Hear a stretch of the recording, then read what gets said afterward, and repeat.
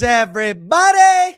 Where else would I rather ring in the end of 2025? We've got a special New Year's Eve game going down at Rogers Place this evening. The Oilers back from their 2-game road trip, back from Winnipeg, Brett, some might even say, to host a Boston Bruins squad who have now lost, count them, 6 consecutive games in a row. Winnipeg, we got them after they'd lost 5 in a row. We now get the Bruins losers of 6 straight. Feeling good. Shout out NHL schedule makers as the Oilers hope to close out what was a fantastic 2025 for them and me. Brett, hopefully you as well. You just closed out 2025 with groundbreaking shit, my friend, but hope everybody's feeling good, feeling ready for the new year. And I guess, you know what? Might not be a dog patch, but I did. It is New Year's Eve. If you can read what my cup says, yeah, fuck yeah, absolutely, Brett. Shout out Starbucks, I guess. Hey, no free ads. No free ads. Cheers, brother.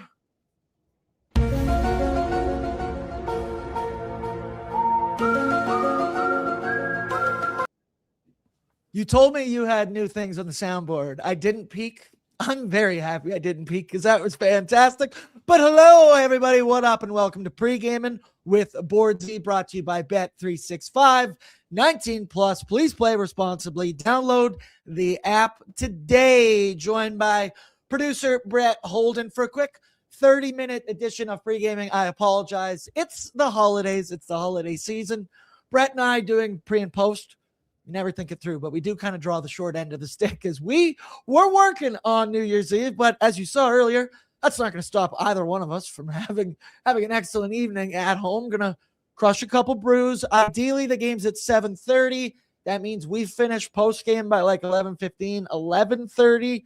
My buddy's having a little bit of a shindig. Might head over there or might just watch the season series finale of Stranger Things later this evening because I have earned it. But Brett, it's honestly been a great sports day today. We're watching Canada-Finland right now. This first period has been lit, as the kids might say. I don't know how else to describe it. Oh, there you go. 3-2 for Team Canada.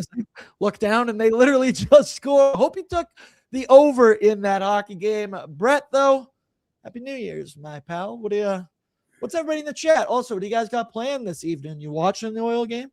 You go into the Oil game? You go into a party? You go into the bar? Do you have a New Year's kiss? Are you going to the bar in hopes of finding said New Year's kiss? Hey, Brett, what about you? What are you doing this December 31st? This show and then waiting till midnight with fiance. I almost said girlfriend. So yeah, no, not too much. And the dog. Can't forget about the dog. So yeah, not too much. You're ahead of me. But I also don't understand how that boarding wasn't a 5-minute major. I'm just waiting for a Gavin McKenna goal. Can we get a save in this game, by the way? First 4 shots of the game, goals, all of them. Finally got a save on like a push into the crease. I love the world. Honestly, that's all I've done today is watch the World Juniors. It's been great. That's all I've done for the last couple days. Once again, this stretch of days from Christmas to New Year's is just, I feel like I'm lost in some type of fog because I don't know what day it is. Down is up is down. Who cares? Drinking beers, watching sports during the day on weekdays. It truly is an unbelievable time. But let's get caught up into the chat, see what the people be saying. Pinoy of Oil Country just said, ahoy, hoy. Or I say that like Ned Flanders would say. On Percy's in. Happy New Year, everyone. 2025 was a wild ride. And can't wait to see what 2026 has in store for the ON fam. Austin said, sorry, boys, not around today. Cleaning out my mom's apartment. Austin, our thoughts, prayers, well wishes, everything go out to you and your family. I know the holiday season, it can be a tough one. Northside Norm said Oilers are going to get a win for you, Austin. There we go. The Brett, you'll like this name. The Toe King. The Toke King. Shout out JRR, Toll King. January 1st here in New Zealand.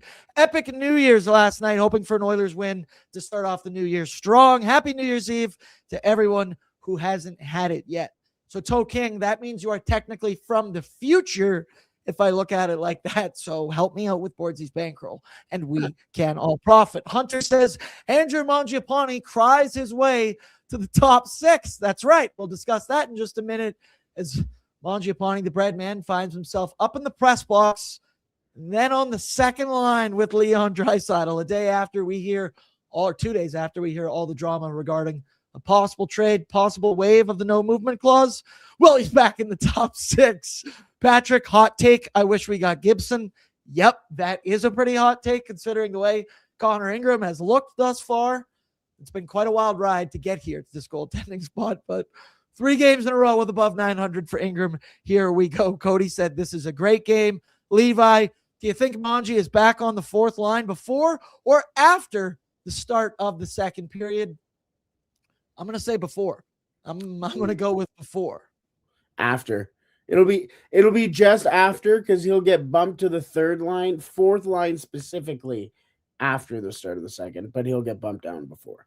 He'll just slowly start tumbling down. No, Brett, this is pre-gaming. This is about optimism. This is about positivity. He's scoring 6, and he's setting records in an Oilers jersey. Wise Kyle also said New Year's kiss with the homies. Absolutely. Always hits the homies. The homies are always there. If you think that I don't kiss my boys, then you clearly do not know Aaron Bordato. Brett, you know better than anyone. Don't lie to the folks. Don't lie to the people. Don't lie to the people. Quickly, because we got to do a speedier version of pre-gaming today. It's only 30 minutes. But, Brett, big story.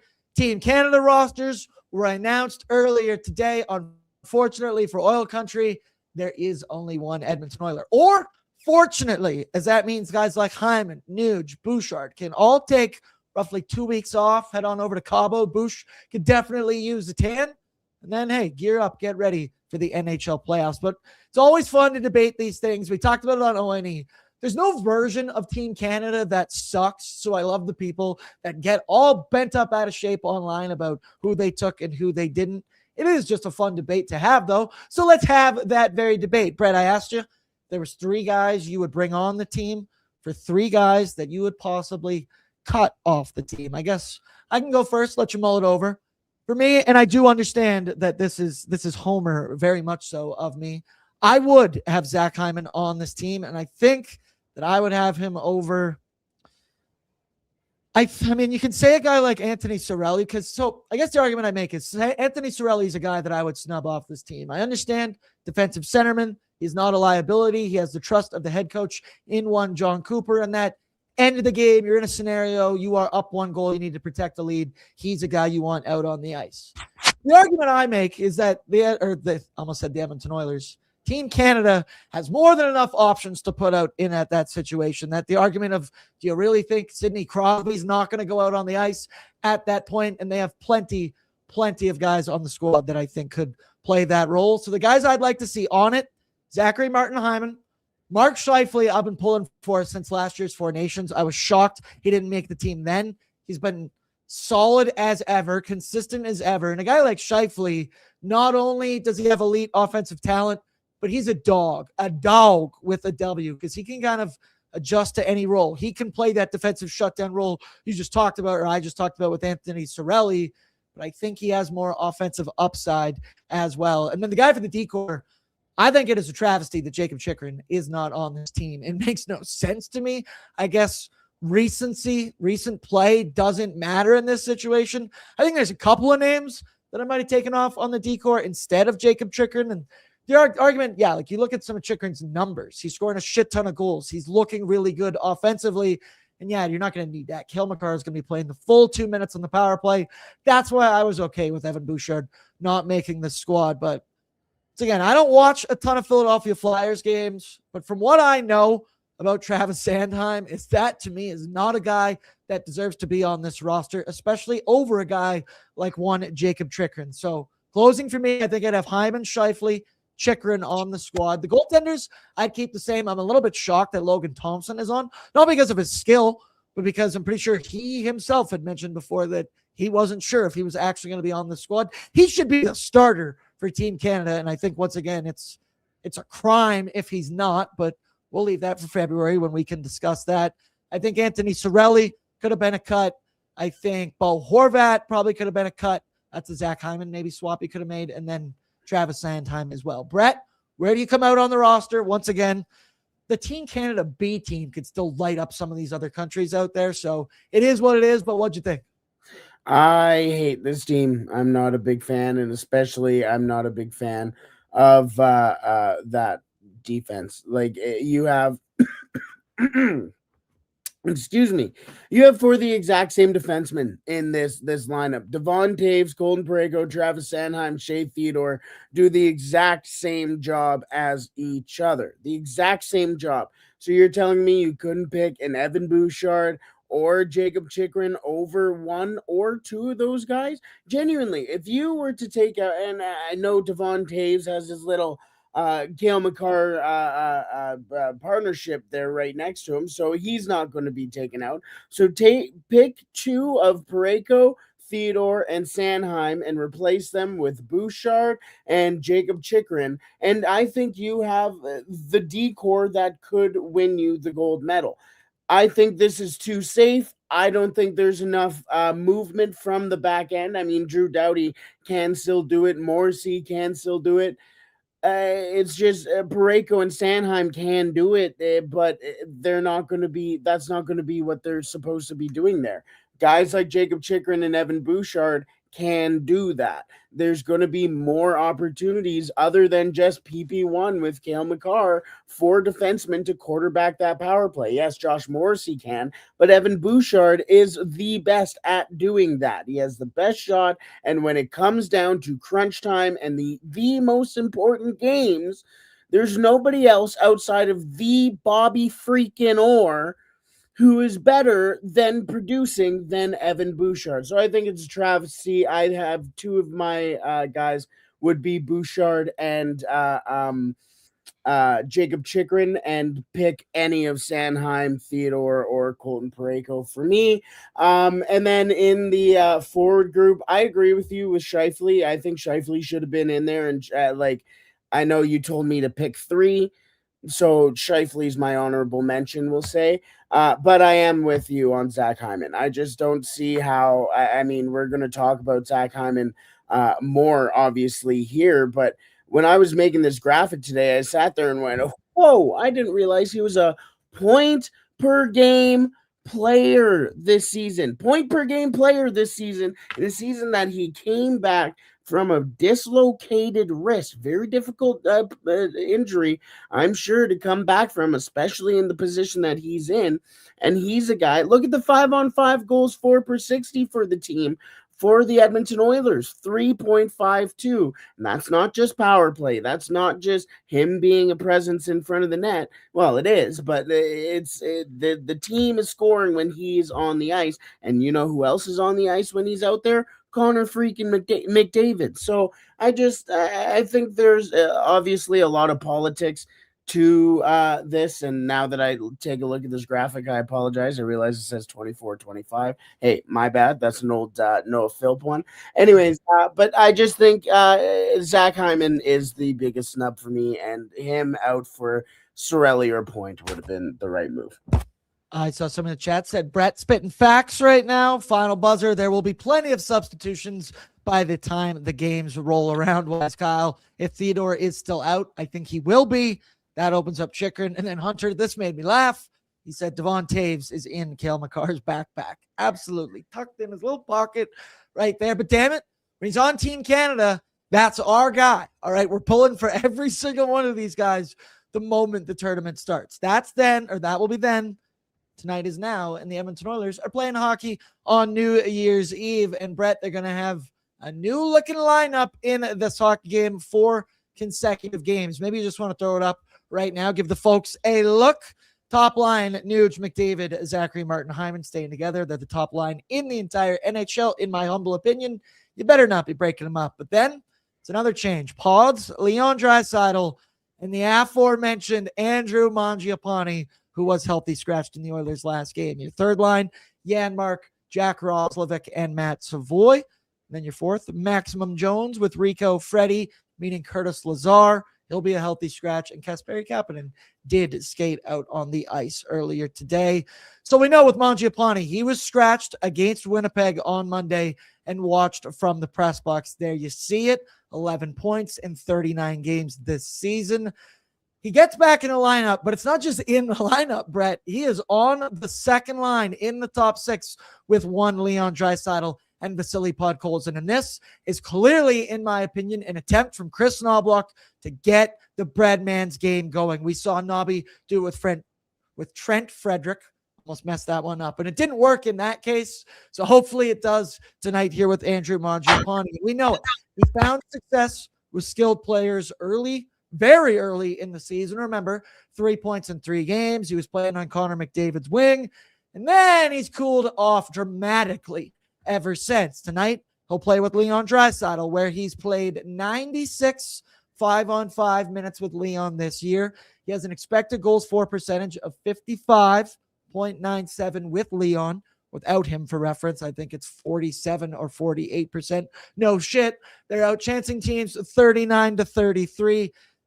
And the discussion point, it's interesting, right? Because earlier in the week, we got Elliot Friedman, 32 thoughts, discussing Mangiapane might be willing to waive his no movement clause if he can find a bigger role on a team elsewhere. He then is a late scratch, watching up in the press box. We're sitting here checking Twitter during the game going, is there going to be a trade in the middle of this hockey game? And then bam, before you know it, he's not only back in the lineup, but in a pretty optimum spot in the top six next to one Leon Draisaitl. Brett, we have a clip in the side here. I forgot to tell you about it, but it's Andrew Mangiapane talking to the media earlier today, talking about changing roles and playing with one Leon Draisaitl. Yeah, obviously, whatever, you're a little angry that you weren't playing last game, but it's kind of behind us now, and just kind of focus on tonight and go back out there and play my game and help this team win. Just for myself, just kind of be more on the puck, be closer in battles, be tenacious, hard, and just kind of be in the battle, right? Don't be kind of on the perimeter, kind of looking in, waiting for someone to kind of get you the puck, go in there and kind of get it and win those little battles, right? Yeah, I've played with them earlier in the year, right, and there was some chemistry there, so I think we just got to keep on building kind of where we left off. Obviously, they're playing well right now, so I just kind of got to go in there and, like I said, win those little puck battles and, move my feet, be hardworking, and help in any way I can on that line. We got to go quick, but Brett, confidence level, Andrew Mangiapane. I like that Nobby's giving him another chance. Like I said, we saw him do it with Trent. It did not work. And like I joked in the chat earlier, who knows? He might be back on the fourth line 20 minutes in. But Brett, Andrew Mangiapane, back in the lineup, back in the top six. Yeah, no, this is definitely obviously kick him out of the lineup, take him out. Hey, watch from up top, see how much time you really have, and inject him back into a spot where he can be productive. I mean, he's an NHL guy. He's a veteran. Has been in the league for a while, so he knows what he needs to do. But I also think this is also a little bit of a show him off a bit, see what he can do, and a showcase, if you will. A little bit of a showcase. So, yeah, no, I like him being back in the lineup. I like him being put into a spot where he needs to produce. And, hey, if he can respond, that's great for the Edmonton Oilers. Like, there's no way we can hate on that. We shouldn't, because it's what you need and want. And good for him, because that shows that he has a little resiliency. But if not, I think it's just we are already in the beginning of the end of the Andrew Mangiapane era. I like that you said we can't hate on that, and then quickly corrected yourself and went, well, we shouldn't hate on that. I mean, a lot of people try to. We don't. We're not a hater podcast here. We're not. We're lovers, damn it. We're not fighters. Quickly, need to know info brought to you by Wilhauk Beef Jerky. Only the finest tasting meat products earn the Wilhauk name. It is delicious. It is spectacular, and it is available out of their Leduc location. So, Brett, one more time, throw up those lines, because that isn't the only change that we've got. He's back in the decor. Alec Regula, if you do see it, he's back in the lineup, back in the top four. Your deep pairings, Ekholm with Bush, Nurse with Reggie. You see Brett's reaction there. And then Spencer Stastny with one Ty Emberson. Reggie, here's to hoping. I thought Spencer Stastny was solid in his top four role with Darnell Nurse. I do not get their love and affection and belief in one Alec Regula, but here we are. Excuse me. We know Connor Clattenburg was loaned to Bakersfield, but there you see at the bottom of the forward group, Kasperi Kapanen took part in a full skate this morning, and he didn't break any sticks or throw any during halfway point. He didn't re-aggravate any part of his injury. Knock on wood as I say that. So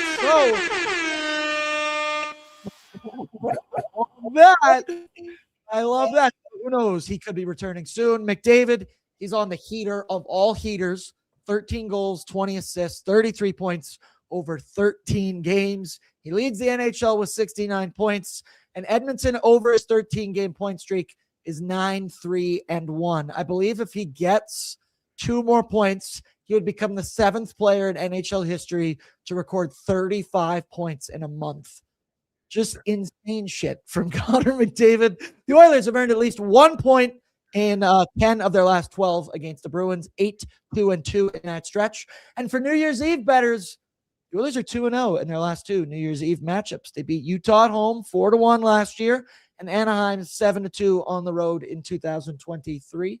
I worked both of those games. I remember both of them specifically because I was going, come on, play faster, drop the fucking puck, ref. I got stuff to do. Connor Ingram, he's going to start for the Oilers. For the Bruins, 20-18-2 record, 7th in the Atlantic. And as I said, they have lost 6 straight games in a row. Winnipeg, 5 in a row. Boston, 6 in a row. And this losing streak dates back to their last game against the Edmonton Oilers on December 18th. They haven't won since before that game. They lost to the Oilers 3-1. Since then, 5-4 in a shootout to Vancouver, 6-2 to Ottawa, 6-2 to Montreal before the break. They lost 4-1 to Buffalo, 2-1 to Ottawa, meaning they have scored 6 goals in their last 4 games. So their offense has not quite been there for the Boston Bruins. Brett, throw up the head-to-head between the two. Bruins rank whatever. Pasternak, he leads the team in points. We know him, 41-35. Morgan Geekie leads the team in goals with 25. And in 2025, the calendar, 364 days at this moment, Morgan Geekie has 50 goals scored, tied for most in the NHL. Also, Victor Arvidsson, revenge game, return to Edmonton, plus 350 anytime goal. Let's set the over-under at 3.5 times he calls over on the ice, Brett. Are you taking the over or the under? Over 3.5? Under. I maybe should have made it. Let's make the line 2.5. Over. He's going 3. There we go. Jeremy Swayman, he starts for the Bruins, having a bounce back season considering how he played last year. Maybe Brett just throw up the forward lines one more time, because the only thing that I respect the move to put Andrew. Those ones aren't the accurate ones. Oh, well, that's fine. Whatever. Mangiapane is on the second line there. So you notice Curtis Lazar, he's going to be a healthy scratch. So while he didn't score Monday against the Winnipeg Jets, so he technically can't receive the Jeff Skinner Award, he does make the play on the Max Jones goal behind the net and then finds himself in the press box. I don't like it. I don't get it. In a time when Edmonton and Chris Knoblauch are sending messages specifically to the bottom 6 that they need to find their offensive game, we've seen Freddie get health bombed. We've seen Andrew Mangiapane get health bombed. But now you're health bombing a guy in Lazar who I think has played pretty solid, is coming off where he actually contributed to the score sheet in that game against Winnipeg. And if we're in a time where we're sending messages to underwhelming performers in the bottom 6, I think Adam Henrique is sitting right there on deck, getting ready to be the next guy to be healthy scratched. Curtis Lazar is no world beater by any degree. You're not gonna write a whole lot about the type of game that he plays, but he plays consistent. It's a hardworking game, and I don't like the message it sends that Rico can continue to kind of just do cardio out there on the ice, not provide anything offensively, and then this Lazar guy who's played the physical style, has played the gritty style, now is helping out on the score sheet, and then he gets health bombed. That just doesn't make much sense to me. And then the Alec Regula thing, Brett, that also doesn't make much sense to me, but it's hashtag in Nobby we trust. What do you think quickly about Curtis Lazar getting health bombed? Yeah, I think this is just a product of who else right now, because I think Freddie's been playing fine recently. You don't want to kill momentum there. And if you need, like, Roslovic's kind of like, I know he's a center, but right now he's kind of playing out of position in this system. So if you need to replace him, you keep Henrique in the lineup and you can put him 3C, and you don't need to deteriorate Nuge up top. I'm not too concerned about it. Again, I just think it's the product of somebody else is coming in. That's a good thing to have. I do think, and there's one consistent element in it. Nobby has always been like this, where he says, hey, guys are going to be rotating in and out in the bottom 6. Curtis Lazar was told that at the beginning of the year. I'm sure he's come to expect this. I just think if we're sending messages, look at one Adam Henrique and have a little sit-down conversation with him. But I digress. Shout out Oodle Noodle for the home team lineup. Now head-to-head between our two goaltenders. Shout out to Dog Patch Brett. I think we're back at Dog Patch on January 10th. I think we're turning these into more Saturday mini event type things. A couple splitting the G opportunities coming out. Still between the two goaltenders. One Connor Ingram, 2-1-0 record, 235 of the 915. Damn it, it feels good to see yellow on our side. I know it's only 3 games played, but hang that in the Louvre, baby. Jeremy Swayman, 14-10-2 record, 287 goals against with a 903. This for Ingram is 3 starts in the last 4 games, which I think is a significant message from one Chris Knobloch that when and if Tristan Jarry gets healthy, I think Ingram is going to be the 1B because he's looking like the 1A right now between him and Calvin Pickard. And especially after how well Picks played against the Winnipeg Jets, stopping 41-42. Had he went back to Pickard in this hockey game, I would say, okay, Nobby's riding the hot hand. And this is a true head-to-head competition. The fact I don't see that, and it's going to be Ingram once again, tells me he has the inside track on this competition. And then Jeremy Swayman on the other side, he's having a good year. He has struggled recently. He's lost 4 games in a row, 2 of which, however, have come in overtime. Those numbers much better than last season when he signed his deal, missed training camp, missed the start of the year, all that stuff. So he's kind of bouncing back a little bit here. But Boston's allowed 24 goals over their last 6 games. They've scored 6 over their last 4. So they're not scoring a lot. They're not defending a lot.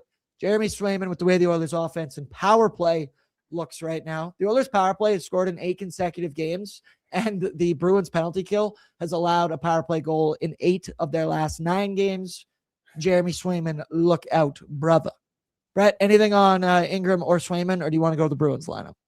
Just really quick, not that I'm expecting a big game from Connor Ingram, but I think we saw the bad game, I guess, from Connor Ingram in this little stretch. So I'm not expecting anything too much from Connor Ingram. I think this is kind of the real tester game for him. This is a big one. The Bruins, they got some scores. New Year's Eve, Rogers Place. This is big time. Also, I just saw Zach Lang's tweet. 7.5 minutes into the game, Jordan Binnington has allowed 4 goals on 11 shots to the Colorado Avalanche. It's fun to make fun of. He should be. He is grandfathered into this Team Canada team because of what he's done before in the past, what he did in 4 Nations in the overtime specifically. We ride with our guy Jordan Binnington. What was the line? Sorry. What was the line for Binnington? Sorry. He had 4 goals on 11 shots. Canada, baby. All right, quickly through the Bruins lineup. Shout out to the Jasper Condoc tournament going down in January. Top line of, there you see it on your screen. Sorry, just pulling up on mine as well. Alexander Steeves, Elias Lindholm, and Morgan Geekie. Marat Kushnedinov with Fraser Minton and David Pasternak. Casey Middlestat with Pavel Zacha and Victor Arvidsson.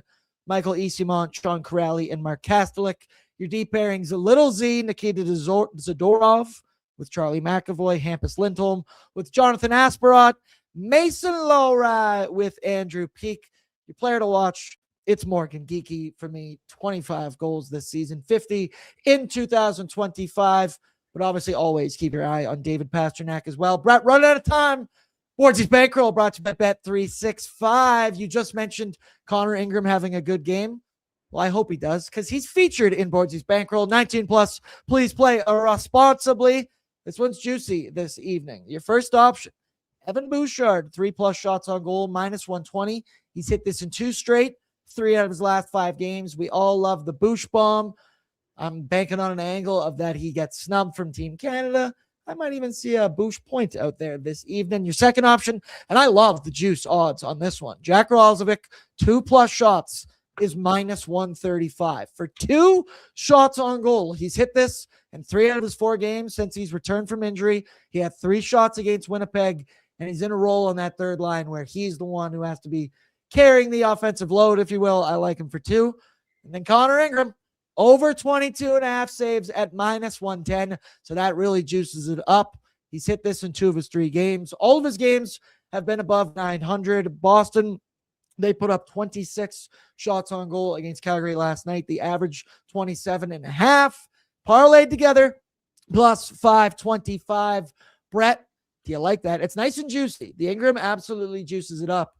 And then my question to you, are you ringing in New Year's Eve with a spider of any kind? It is juicy. I like the Ingram one. I think I might chase that one. I don't have anything yet. I'm kind of looking now. I think I might have to slap something together here really quick. I've been really active in the World Juniors lately. So really, I'm just waiting for Gavin McKenna goals so bad. That's all I need. That's right. That's why it's never ordinary at Bet365. That'll do it for a quick 30-minute edition of Pregaming. But don't worry, Brett and I, we got Oilersnation After Dark right after the conclusion of the hockey game, breaking down a Canada game, an Oilers game, a college football playoff game. Brett, it's a solid New Year's Eve evening. If you've got to be working like we do, I'm not totally full of complaints as I'm crushing beers, sitting here in my house, wearing my nice comfy pants right now. Life is good, brother. Final thing, score prediction, anytime goal scorer, and why is it Victor Arvidsson?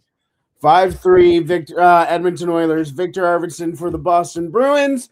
Spencer Stasny for the Edmonton Oilers. Let's go. Arvidsson plus 350 for an anytime goal, because I had to look it up earlier today. He's in Jay's game day bet. He's in his parlay. Arvidsson anytime goal. For me, I'm going to say 4-2 for the Edmonton Oilers. I think the under will cash. The line set at 6.5. And I'm going to go with a Zachary Martin Hyman anytime goal. Similar to the Bush thing, gets snubbed. He's also just been playing fantastic hockey recently. Shouldn't be surprised if we see Zach Hyman hit the back of the net. Brett, I love you. Chat, I love you. New Year's Eve, it's a good one. We'll see you again in 2025, but who knows? Depends how late this one goes. We might be ringing in the new year together. Oh, no. Yeah. Sorry, I thought you meant like we'll see it next year. I was like, it's 2026 next year, buddy. No. We'll still see you in 2025. That'll do it for us. Love and appreciate y'all. Throw down your courtesy like. Have a wonderful New Year's. Stay safe. No drinking and driving. You have to be a real moron to do it on a day like this. Not only will you ruin lives, don't be that guy. But brother, it is check stop fucking central out on a night like this. Don't dare do any of that, or do the thing where they'll drive. You get like 2 drivers, and one guy drives your car back home. I've done it before. You sit in shotgun while the guy drives your vehicle. It's very weird being in shotgun of your own car with a stranger, but it's safe and it's much cheaper than everything else that could happen. Like Cheeks Clap said, yes, mom. It's like sitting in your own cuck chair. It's fun. And on that note, we're out, baby. We'll talk to you for Oilersnation After Dark in a little bit. Good luck, everybody. Peace out.